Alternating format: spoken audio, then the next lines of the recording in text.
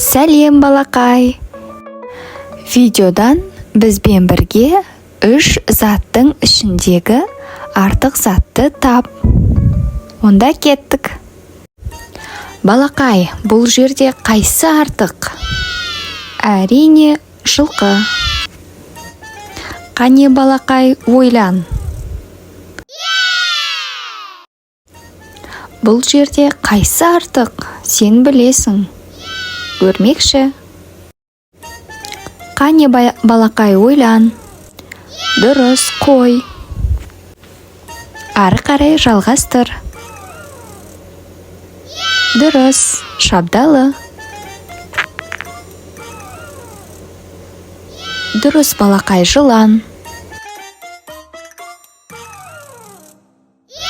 Дұрыс балақай, кірпі. Айтасың, жылқы.